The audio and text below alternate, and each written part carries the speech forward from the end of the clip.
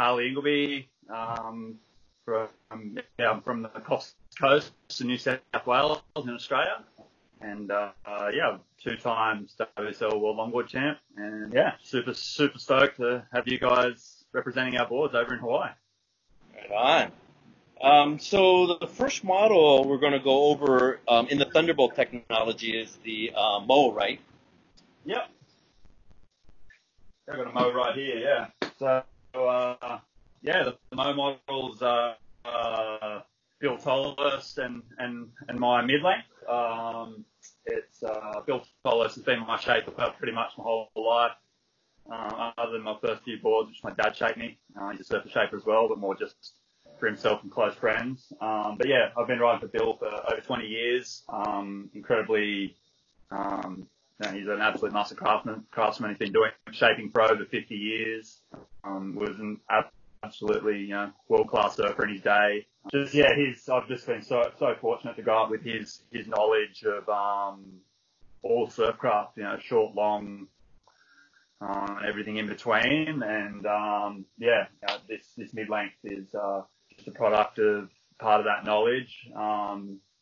Bill and I sort of set out to build a Midlength that was really well-rounded, in particular for weaker waves.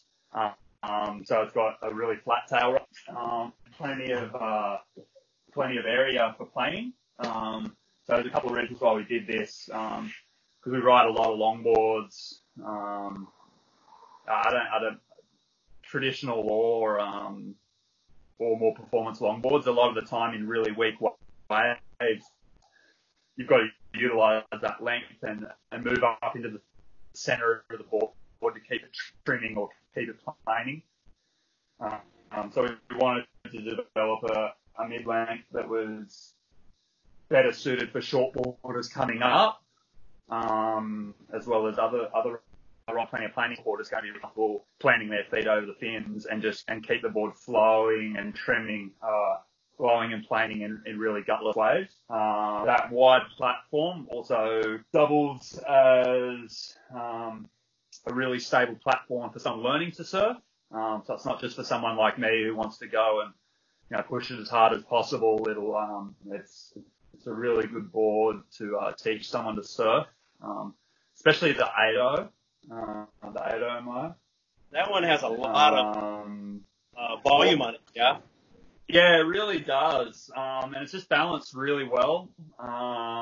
A lot of boards that have too much meat up front, I feel like they sort of feel like this, and unless you really, again, they tend to make you surf forward on them.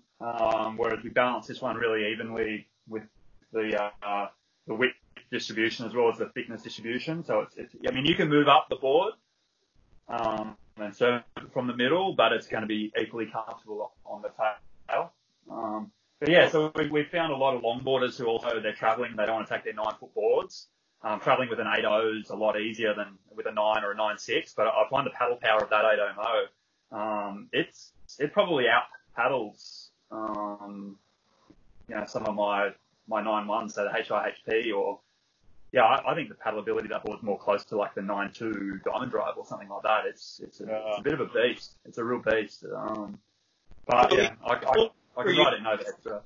Oh, you can get on even with the low rocker. You can take it on some pretty juicy surf. That's something that stands up, huh? Yeah. So I've ridden the 8.0 Mo in a couple of swells recently. If you check our website,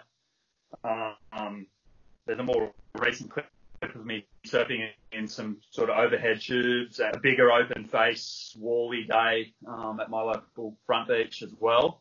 With a lot of chop on the face and everything, but it just, it still cuts through real buttery. I imagine like a wave like Lania Kea or something, I could just be the most fun ever, or in town, it's just a really good, easy all-round board.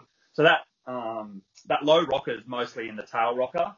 The front's still got enough that it's going to handle juice up the front end. It's just that exit rocker's quite flat compared to a lot of our other boards, and the bottom's not too extreme either. We don't have like crazy bottom contours, so it's a very, very safe and easy board to ride.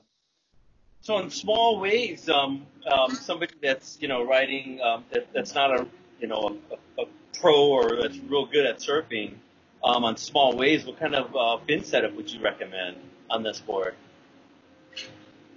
Well, the 7274, we've just got the 5 FCS2 plugs in it, so you can ride it as just put your standard thruster set in, like say a set of large fannings or Merricks or whatever you like, will work. I like a bit more fin, and I think with the plan-shaped curve and the size of the rails, it can handle more fin really easily.